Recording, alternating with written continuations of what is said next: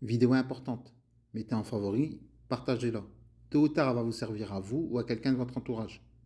Pour tous ceux qui comptent accomplir un hajj ou une umrah par voie terrestre, c'est-à-dire à pied, à vélo, en voiture, à moto, en T-Max, en quad, en patin à roulettes, en skateboard, à chameau, à cheval ou sur le dos d'un âne, tout ce qui est par voie terrestre, et qui vous venez par les voies du Chem, c'est-à-dire par le nord, c'est-à-dire l'Afrique du Nord, la Libye, la Syrie, la cheval, ou sur le dos d'un âne, tout ce qui est par voie terrestre, et qui vous venez par les voies du Chem, c'est-à-dire par le nord, c'est-à-dire l'Afrique du Nord, la Libye, la Syrie, la Palestine, la Turquie, l'Asie. Quand vous venez pour accomplir votre hajj, vous devez vous arrêter ici pour vous mettre en état de sacralisation, pour mettre votre ihram et mettre votre intention. C'est ici que vous devez vous arrêter, dans ce mikat-là, le mikat al-Juhfa. Il se situe à 180 km de Mecca, de la ville de la Mecque.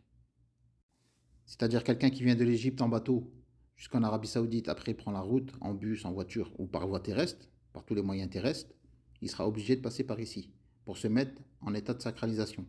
Pareil pour quelqu'un qui vient de la Turquie, qui vient de l'Europe ou quoi que ce soit, il doit venir ici, se mettre en état de sacralisation ici. C'est ouvert tous les jours, 7 sur 7, 24 heures sur 24, 365 jours de l'année. C'est toujours ouvert, ça ne ferme jamais.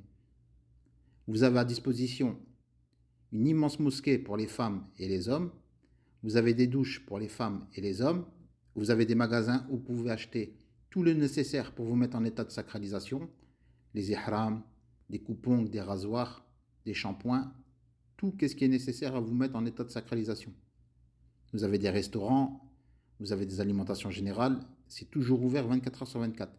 Si vous avez des questions à poser, il y a toujours quelqu'un qui va vous répondre en anglais ou en arabe. À l'époque du prophète sallallahu alayhi wa sallam, il est venu ici, il a prié ici. Et avant les compagnies d'avions, les compagnies aériennes, quand tout le monde y venait à dos de chameau, en cheval ou à pied, du nord, ils étaient obligés de s'arrêter ici. C'était fréquenté grave à l'époque. Maintenant, c'est plus fréquenté parce qu'il y a beaucoup de compagnies aériennes, tout le monde y vient en avion. C'est rare de voir quelqu'un qui vient par voie terrestre. À l'époque, c'était une immense oasis. C'était fréquenté, il y avait du monde grave. Maintenant, c'est pratiquement désert. Il n'y a plus personne qui vient par voie terrestre. À part les Égyptiens et les Jordaniens. Mais sinon, tout le monde y vient en avion maintenant. Vous avez vu, vous avez les magasins, c'est toujours ouvert 24 heures sur 24. Ils font des distributions de repas aussi, gratuitement, le matin et le soir. Vous avez un endroit où ils distribuent des repas gratuitement.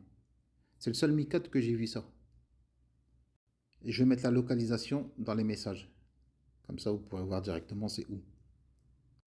Donc là, tout le côté gauche, c'est où il y a les magasins. Et ici, il y a deux immenses salles pour les femmes où ils font des distributions de repas gratuitement.